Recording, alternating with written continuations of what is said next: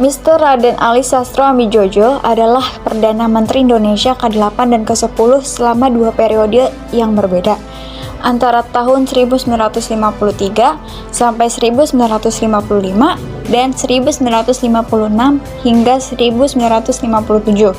Ketika berpolitik di Partai Nasional Indonesia, ia menjabat sebagai Ketua Umum. Ali merupakan tokoh pejuang kemerdekaan Indonesia. Jawaharlal Nehru merupakan negarawan India yang pertama dan yang paling melayani terlama sebagai Perdana Menteri India dari tahun 1947 sampai 1964. Sebagai tokoh terkemuka dalam gerakan kemerdekaan India, Nehru terpilih oleh Partai Kongres untuk memangku jabatan Perdana Menteri Independen India yang pertama, dan terpilih kembali saat Partai Kongres memenangkan pemilihan umum pertama India pada tahun 1952. Sebagai salah satu pendiri gerakan non-blok, dia juga seorang tokoh penting dalam politik internasional pada era pasca perang. Dia sering disebut Pandit Nehru. Pandit dalam bahasa Sanskerta dan Hindi artinya sarjana atau guru. Dan khususnya di India, sebagai Panditji dengan Ji menjadi akhiran nama kehormatan. Sir John Kotelawala. Jenderal Sir John Kotelawala adalah seorang politikus tentara dan Perdana Menteri Sri Lanka ketiga sejak 1953 hingga 1956. John Kotelawala yang lahir pada 4 April 1897 adalah mantan jenderal yang pernah mengayam pendidikan teknik sipil di sebuah universitas di Sri Lanka. Dalam pencaturan politik dunia, John Kotelawala ikut memprakarsa konferensi tingkat tinggi Asia Afrika di Bandung pada tahun 1955.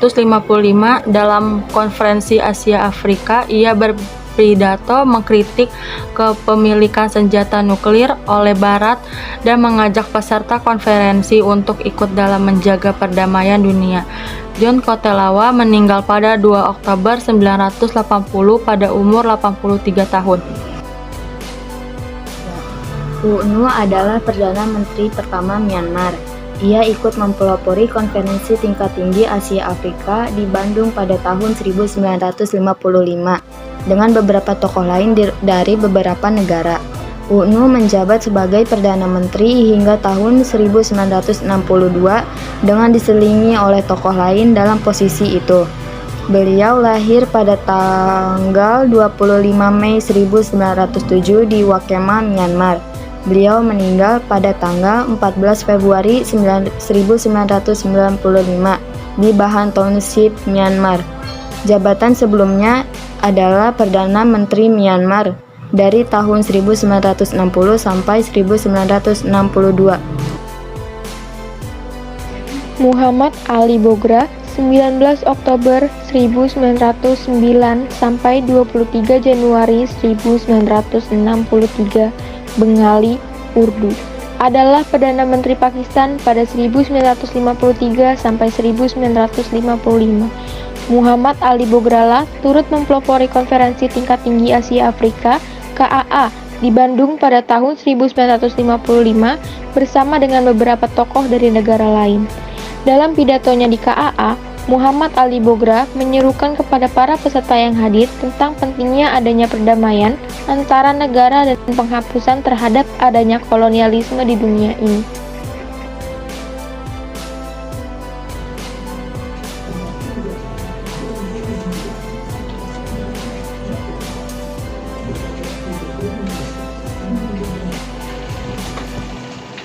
Mohon perhatian hadirin selamat datang di Sri Lanka, tepatnya di Colombo. Selamat pagi. Semoga kalian di sini dapat menghadiri acara rapat dengan tertib dan dapat mengerjakan tugasnya masing-masing. Terima kasih. Bagaimana untuk meningkatkan Colombo ini? Kita lanjutkan dengan mengadakan rapat konferensi Asia Afrika dengan tujuan membangun suatu solidaritas negara-negara Asia Afrika. Untuk melepas konflik dari negara masing-masing, bagaimana jika dilakukannya konferensi Asia Afrika ini dilakukan di negara Indonesia? Baik, saya setuju. Baik, Muhammad Ali setuju. Yang lain, bagaimana? Iya, setuju. Ya, setuju. Baik, UNU dan Nehru setuju. Baik, jika hadirin semua menyetujui rapat selanjutnya akan diadakan Konferensi Asia Afrika. Saya sebagai tuan rumah atau penyelenggara rapat Kolombo kali ini akan menindaklanjuti perihal rapat Konferensi Asia Afrika dan diadakan di negara Indonesia. Silakan kepada negara Indonesia untuk menyatat dan mempersiapkan segalanya untuk merapatkan Konferensi Asia Afrika. Bisa diterima? Bisa.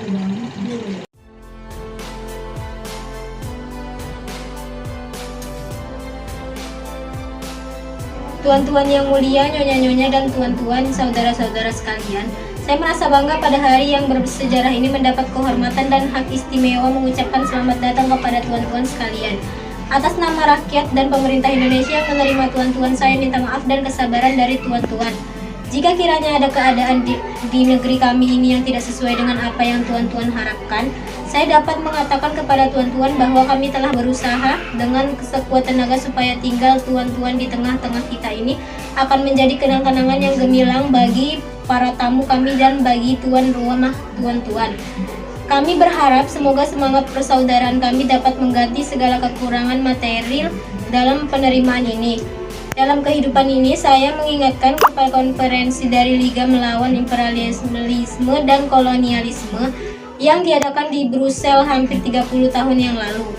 Pada konferensi itu, banyak di antara anggota delegasi yang terhormat yang kini hadir di sini, saling bertemu dan mendapat kekuatan baru untuk bekal dalam perjuangan kemerdekaannya. Pada tahun 1945, tahun pertama daripada revolusi nasional kami dari Indonesia menghadapi pertanyaan, apa yang hendak kami perbuat dengan kemerdekaan kami? Kalau kemerdekaan itu pada akhirnya tercapai dan telah menjadi tegak teguh, tak pernah kami sangsikan bahwa ia akan tercapai dan menjadi tegak teguh. Kami tahu bagaimana kami harus melawan dan menggempur.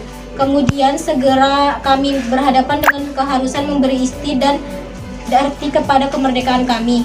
Bukan hanya isi dan arti material, melainkan juga isi etis dan moral. Sebab kemerdekaan tanpa etika dan moral adalah semata-mata imitasi, tiruan yang hampa daripada yang kita cita-citakan.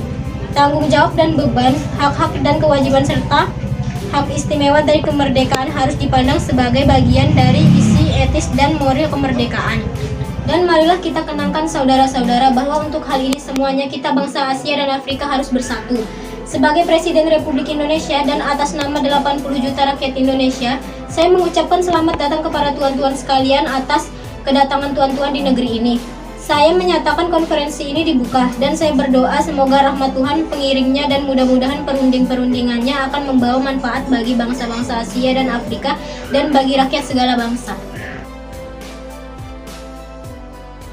Saya berterima kasih kepada para anggota yang sudah menghadiri konferensi Asia Afrika ini. Hasil pembahasan yang sudah kita bahas tadi akan dibacakan oleh Unu. Hasil penting yang pertama adalah Bandung Message yang berisi tentang 1. Memajukan kerjasama negara-negara Asia Afrika di bidang ekonomi, sosial, dan budaya. 2. Membantu perjuangan melawan imperialisme. 3. Menjunjung tinggi hak asasi manusia. 4. Ikut aktif menciptakan perdamaian dunia.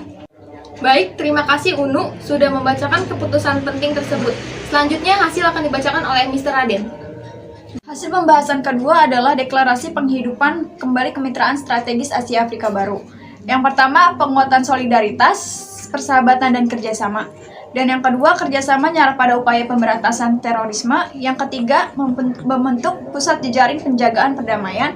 Dan yang keempat, mengecam aksi ekstremisme atas nama negara. Selanjutnya akan dibacakan oleh Sir John.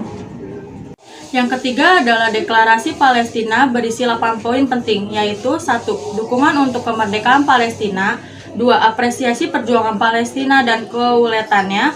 3. Memproklamasikan solusi dua negara. 4. Mengutuk pendudukan Israel. 5. Mengutuk serangan Israel. 6. Dukungan untuk rekonstruksi Gaza. 7. Mendorong realisasi permohonan Palestina untuk menjadi anggota PBB. 8. Mendorong negara-negara Asia Afrika yang belum mengakui Palestina sebagai negara untuk melakukannya. Hasil pembahasan tersebut semoga kita semua dapat melakukannya dengan baik. Yang terakhir ada hasil yang sangat penting untuk membangun semangat solidaritas kita, yaitu Dasar Sila Bandung. Baik, saya akan membacakannya. Yang pertama, menghormati hak-hak dasar manusia sebagaimana tercantum dalam Piagam PBB.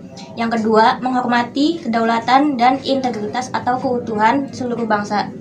Yang ketiga, mengakui kesamaan ras dan hak seluruh bangsa. Yang keempat, tidak mencampuri urusan dalam negara lain. Yang kelima, menghormati hak tiap bangsa dalam mempertahankan diri sebagaimana dalam Piagam PBB. Yang keenam, tidak melakukan tekanan kepada negara lain. Yang ketujuh, tidak melakukan agresi terhadap negara lain.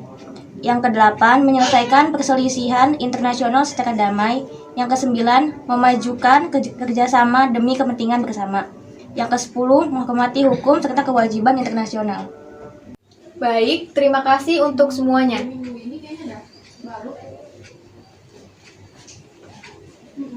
Baru.